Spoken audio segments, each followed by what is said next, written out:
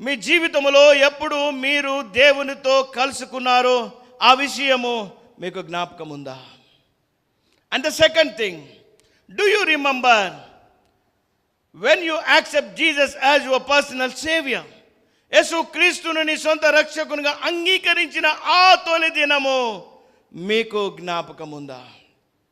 మూడవదిగా, do you remember the first days of your salvation? నీ మొదటి రక్షించబడిన దినములలో